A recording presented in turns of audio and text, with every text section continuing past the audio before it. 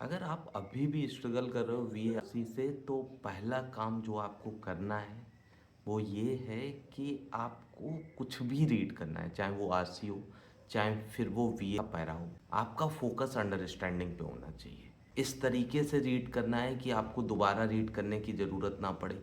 इस तरीके से रीड करना है कि आपको सब कुछ समझ में आए। दूसरा काम जो आपको करना है, आपको टाइम पे बिल्कुल भी फोकस नहीं करना है।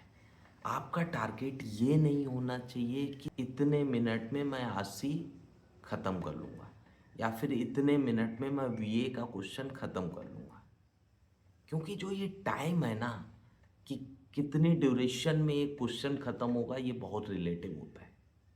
ये डिपेंड करता है कि आपकी कैपेसिटी क्या है, रीडिंग कैपेसिटी क्या है, आपकी समझने की कैपेसिटी क्या है।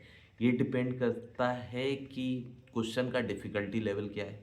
ये डिपेंड करता है कि पैरा का डिफ़िकल्टी लेवल क्या है। तो आप ये नहीं बोल सकते कि मैं 8 मिनट में ख़त्म करके ही रहूँगा या फिर 10 मिनट में 81 ख़त्म करके ही रहूँगा, ये वेरी करेगा। तीसरी चीज़ जो आपको करनी है, आपको अपनी स्ट्रैटेजी फिक्स करनी है। ये नहीं कि डेली आपकी स्ट्रैटेजी चेंज हो रही है अटेम्प्ट करने की। कभी आप सोच रहे हो कि पैरा को पहले से रीड करोगे, कभी सोच रहे हो कि आप क्वेश्चन पहले रीड करोगे। जो भी स्ट्रैटेजी आप लो, आप उसको फिक्स करो और आप फुल्ली कमिट करो उस स्ट्रैटेजी को।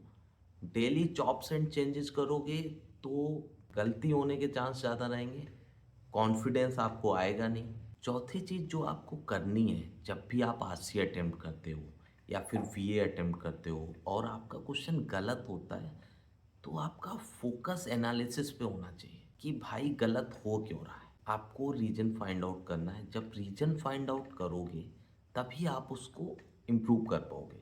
अब आप लोग करते क्या हो, आप लोग डिसाइड कर लेते हो कि दिन में 4 आरसी करने हैं। आपने 4 आरसी तो कर लिए, लेकिन आपने ये पता नहीं लगाया कि आप गलती क्यों कर रहे हो। आप 2 ही आरसी करो, आप 1 ही आरसी करो, लेकिन आप रीजन फाइंड आउट करो कि मिस्टेक्स हो क्यों रही। वीएआरसी में नॉर्मली 3 या 4 मिस्टेक्स होती हैं। पहली, आपने पैरा अच्छे से नहीं पढ़ा।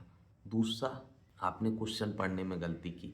तीसरा, ऑप्शन को क्रिटिकली एनालाइज नहीं किया। तो आपको अपनी मिस्टेक्स को इन सारे पॉइंट्स पे देखना है और इनको रेक्टिफाई करने की कोशिश करनी है। एक चीज़ एस्पिरेंट्स और करते हैं जो स्ट्रगल कर रहे होते हैं वीएआरसी से, वो क्या करते हैं कि वीएआरसी की प्रिपरेशन को ना सबसे लास्ट में करते हैं। वो सोचते हैं पहले क्वांट अटेम्प्ट कर लेते हैं, दिन में क्वांट की प्रैक्टिस कर लेते हैं, डीआई की प्रैक्टिस कर लेते हैं, वीएआरसी को बाद में कर लेंगे। आपको उल्टा करना है। अगर आपको वीएआरसी में डिफ़िकल्टी हो रही है तो जब आप फ्रेश मूड में हो, आपको दिन में सबसे पहले वीआरसी को अटेम्प्ट करना है। वीआरसी के क्वेश्चंस की प्रैक्टिस करनी है, आपको रीडिंग करनी है, तब आपका वीआरसी इम्प्रूव हो जाएगा। और फाइनल चीज़, बिलीफ रखो, मेहनत करो, हो जाएगा। एक्सक्यूजेस बिल्कुल भी मत दो।